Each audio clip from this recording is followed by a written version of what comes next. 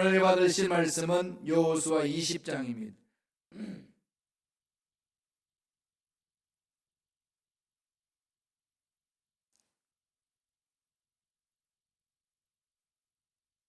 여호수아 20장 1절에서 3절까지 말씀이 되겠습니다. 여호수아 20장 1절로 3절의 말씀입니다. 다 같이 한 목소리로 합독하시겠습니다.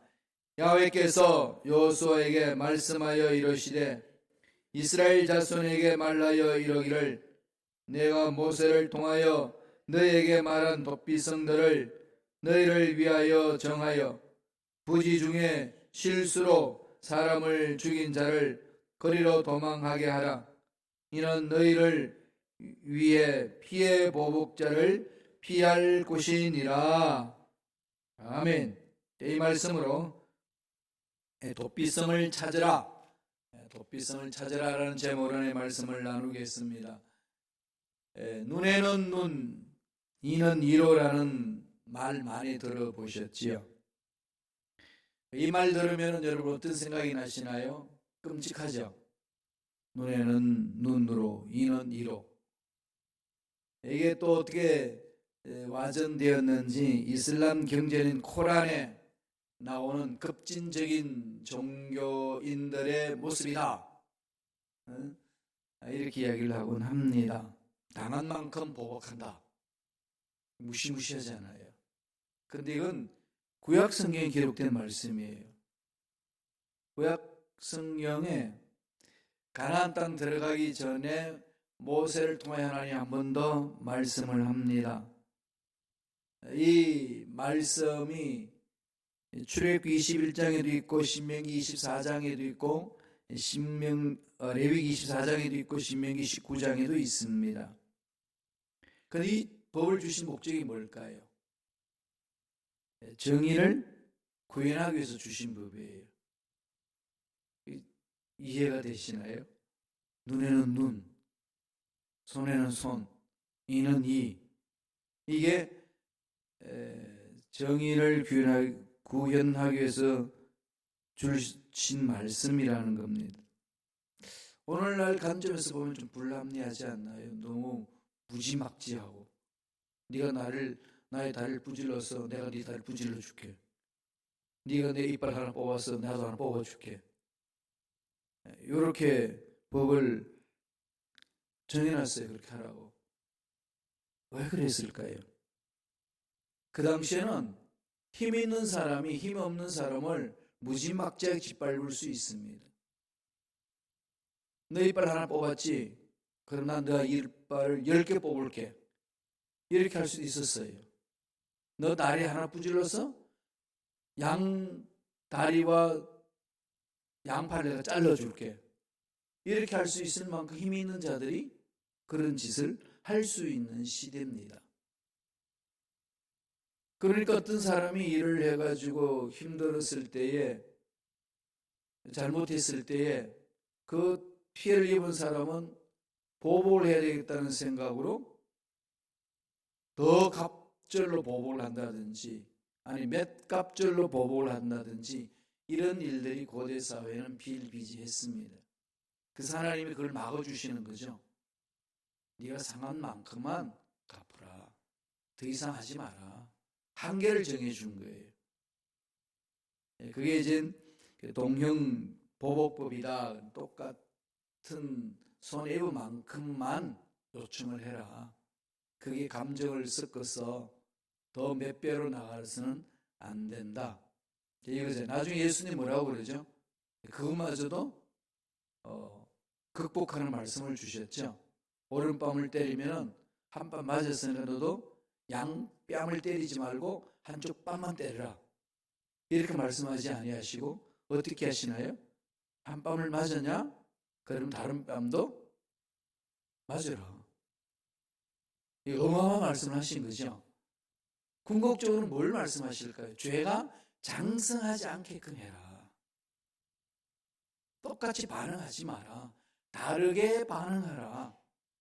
이게 예수님이 우리에게 하신 말씀입니다. 이것을 지키기에는 우리가 힘이 없지 않아요. 그래서 우리 인간의 힘은 감당하지 못하지만은 하나님의 사랑으로 무장하고 하나님의 능력으로 무장하면은 능히 우리는 그 일을 감당할 수가 있는 줄로 믿습니다. 그래서 우리는 날마다 하나님의 사랑이, 하나님의 능력이, 하나님의 은혜가 필요한 거예요. 초대교회는 이렇게 멋진 건물이 없었어요. 이렇게 멋진 영상도 없었고 이렇게 멋진 음향도 없었습니다. 그래도 불구하고 수많은 사람들이 몰려서 하나님을 찬양하고 주님의 명령에 순종하며 일을 했습니다. 그곳에서는 뭐가 있었을까요? 성령의 충만함이 있었습니다. 초대교회는 돈도 없었고 건물도 없었고 규모 있는 그런 모양도 없었지만은 그들에게는 성령의 기름 부심이 있었다는 거죠. 오늘날 현대교회를 뒤집어보면 어떻게 보죠? 현대교회는 초대교회 같지 않은 것을 많이 가졌습니다. 좋은 건물도 있고 우리 교회처럼 좋은 영상도 있고 좋은 음향도 있습니다. 현대교회 대부분 그렇게 갖추어져 있지 않아요. 그런데 성령 없어도 교회는 잘 돌아가게끔 되어 있어요. 뭐가 문제일까요? 성령 없어도 현대교회는 잘 돌아가게끔 되어 있다. 이건 저주입니다. 성령 없이 제도, 성령 없이 교육, 성령 없이 물질 풍부함, 그걸로 사람 바꿀 수 있을까요? 전혀 그렇지 않습니다. 건물은 없고 돈은 없어도 성령의 기름 부심이 있으면 그 속에는 하나님의 위대한 역사가 일어납니다.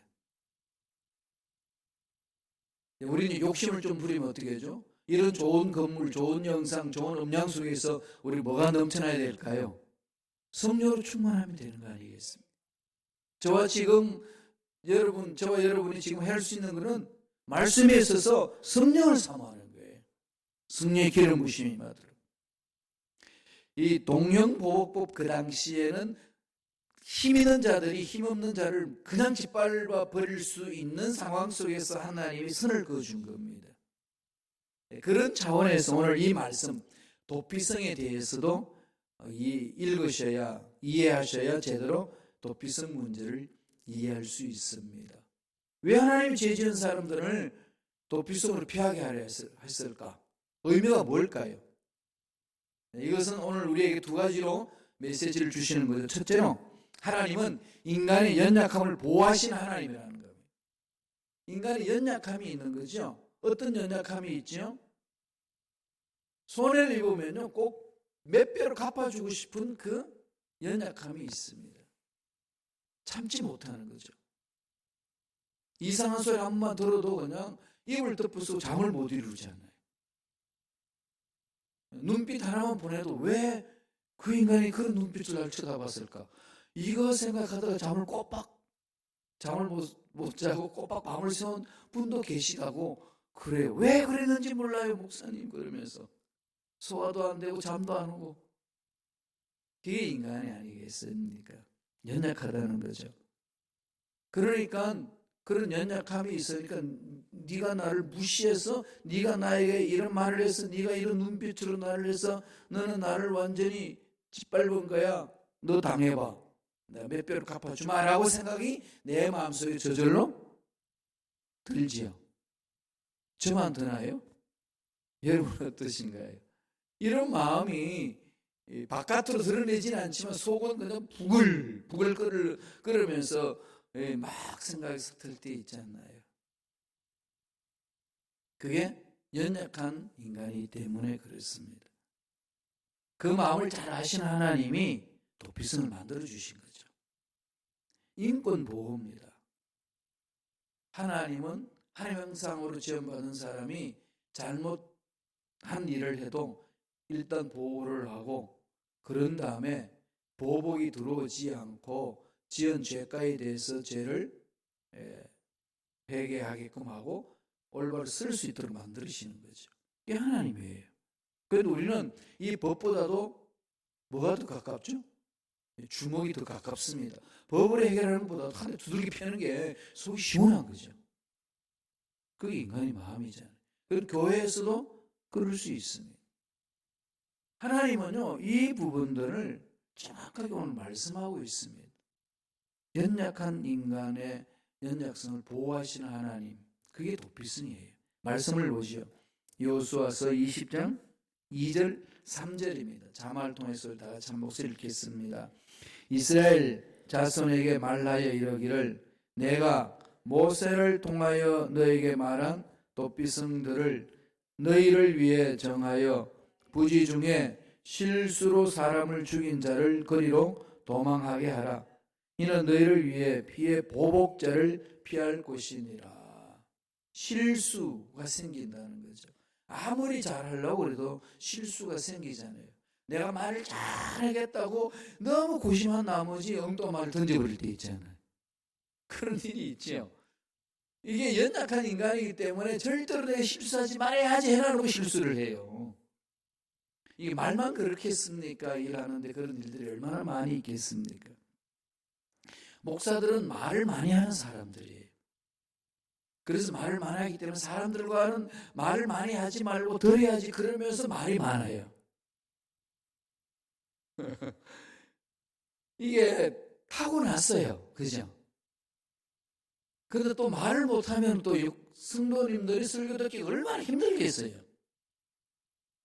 그래서 이 변호사들하고 목사님들은 물에 빠져도 입만 동동 뜬다고 그러잖아요. 정치인들은 가라앉는데 너무 더러워서 씻으려고 가라앉아야 되는데, 그게 말을 많이 하는 사람들에 나타나는 현상이에요. 실수를 하죠. 이런 실수를 했을 때에 그냥 쥐어박고 박아버리고 그냥 짓밟아버리고 이렇게 하지 말라는 거예요. 도피성을 만들어 놓고 일단 그들로 하여금 피하게 해서 잘못을 따져보라, 이거예요. 피해 보복자를 피할 수 있는 곳이다, 그러는 거죠. 도피성을 피하는 그 절차를 보면은 먼저 사고의 원인을 보고하고, 그런 다음에 도피성에서 나와서 심판을 받든지 도피성에서 살 수 있도록 만들든지 보호를 해줍니다. 그리고 그 기간이 차면은 다시 정확하게 회중 앞에 나와서 재판을 받을 수 있도록 피해 보복자가 요청하면 받게끔 만들어줍니다. 대제사장이 죽으면 자유를 얻어서 고향으로 돌아가는 거죠. 그러니까 대제사장이 오래 살면 거기 있어야 돼요. 그럼 그 밖에 있는 사람은 좀 이상한 마음을 품을 수도 있지 않겠어요? 대제사장은 언제 죽나? 어쨌거나 그는 시스템을 만들어서 무지막지하게 보복할 수 있는 그 사회 속에서의 연약한 인간을 보호해 주는 겁니다. 하나님의 마음이잖아요. 교회가 그런 곳입니다. 세상에서 이리 찢기고 저리 찢기고 이런 문제 만나고 저런 문제 만나고 고통 속에 있을 수 있잖아요. 그런 고통 속에 있는 상황 속에서 교회에 왔는데 어떻게 내 과거는 알았는지, 나는 너의 과거의 알파요 오메가다, 그러면서 딱 발목을 잡고 괴롭히는 사람들이 나타나곤 해요. 이러면 안 되잖아요. 그냥 놔야 됩니다. 다 던져버리고 주님 앞에서 그냥 기도하면서 품어주셔야 돼요. 이 교회 공동체는 그런 거죠. 세상이 줄 수 없는 그 은혜가 임해야 된다는 겁니다. 여호수아서 20장 6절 보실까요? 다 같이 한 목소리로 천천히 읽겠습니다. 여호수아 20장 6절 다 같이 읽습니다. 그 살인자는 회중 앞에서 서서 재판을 받기까지 또는 그 당시 대제사장이 죽기까지 그 성읍에 거주하다가 그 후에 살인자는 그 성읍 곧 자기가 도망하여 나온 자기 성읍 자기 집으로 돌아갈지니라 하라 하시니라. 그는 보복자를 피해 있던 그 실수에서 살해했던 그 사람은 재판을 받기까지 있을 수 있고, 대제사장이 죽기까지 거기서 보호를 받을 수 있고, 대제사장이 죽으면 자유를 얻고 나갈 수 있도록, 그리고 일반 생활할 수 있도록 그렇게 보살펴 줬습니다. 그 무지막지한 사회 속에서의 하나님이 보살펴 주시는 은혜지요. 두 번째, 이 두 번째 접비성의 의미는 뭘까요? 자유를 주시는 하나님입니다. 참 자유를 주는 거죠. 한 번 실수로 그 인생 망가뜨리지 않도록 보호해 주시고, 그리고 과거 일로 인하여서 발목 잡혀서 지금 현재 미래의 앞날에 장애물이 생기고 올바로 살아갈 수 없도록 만든 일들을 끊어버리는 거예요. 하나님은 늘 우리에게 보호와 소망이 있고 미래가 있는 삶을 던져주시는 분이 하나님이십니다. 그런 교회에 와서 예수 믿는 사람들의 신앙생활은 그런 꿈이 있는 거지요. 그래서 꿈을 꾸게 되는 거고, 그래서 용서를 선포하게 되는 거고, 그래서 힘을 얻어서 하나님 일을 감당하게 되는 겁니다. 그게 교회 공동체예요. 그게 우리 힘으로는 안 되잖아요. 그러니까 어떻게 하죠? 성령 충만하셔야 돼요. 성령을 받아야 됩니다. 오늘날 문제는 성령 받지 않고 목사 되는 사람도 있어요. 성령 받지 않고 임직자 되는 사람도 있습니다. 그러면 교회가 어떻게 되겠어요? 교회는 그냥 인간들의 모임으로 끝납니다. 화려한데, 프로그램은 많은데 사람을 변화시키지 못하는 생명이 없는 공동체로 전락해버릴 수가 있습니다. 그러므로 저와 여러분도 어떻게 되죠? 날마다 성령 충만함을 사모하시고 성령 안에서 하나님 주시는 자유를 맛보시는 거죠. 진리를 알지니 진리가 너희를 자유케 하리라. 그럼요. 죽음의 두려움에서 자유하고, 지난날 죄책감에서 자유하고, 잘못된 일에 대해서 자유하고, 너와 나의 만남 속에서 뭔가 얽혀있고 이게 풀리지 않는 것이 주 안에서 풀어지는 역사, 이걸 맛보잖아요. 성령이 그런 능력을 체험하게 해주시는 거거든. 그래서 세상 사람들은 너와 나의 마음에 껄끄러움이 있으면 어떻게 푸나요? 그들은 성령을 풀지 못하잖아요. 성령을 못 푸니까 뭘로 풀죠? 술로 풀어요. 그리고 술 한 잔 걸치면은요, 그냥 어깨동무하고 나와요. 그럼 교회는 뭘로 풀어야 되죠? 성령으로 풀어야 돼요. 그런데 성령으로 풀지도 못하면 술도 못 풀고, 그럼 어디서 푸나요? 그럼 속이 꽉 막혀 있는 거예요. 제가 목회하면서 느끼는 건요, 참 저분하고 술 한잔 했으면 좋겠다 이런 생각이 들 때가 있어요. 술 한잔 먹으면 지금 문제 아닌데, 이 성령 안에 들어오기는 너무 쉬운 건데 그쪽으로 못 잡히니까 저 세상에서 푸는 방법으로 술 한 잔만 걸치면 그 아무 일도 아니고 그냥 넘길 수 있는 건데 술이 한 잔 못 들어가서 너무 법이 그래서 그런 겁니다. 그렇다고 김 목사가 집사님 한 잔 할까요? 장로님 한 잔 하실래요? 권사님 한 잔 할까요? 이럴 수 없잖아요. 그럼 우리들이 해야 될 일은 뭘까요? 성령의 충만을. 그 안에 자유가 있습니다. 하나님 벌 따라가는 거예요. 진리를 알지는 진리가 너희를 자유케 하리라. 말씀을 한번 보죠. 여호수아 20장 7절 8절입니다. 하나님이 구별해서요, 그 안에서 참 자유를 맛볼 수 있도록 만들어 주셨습니다. 다 같이 읽습니다.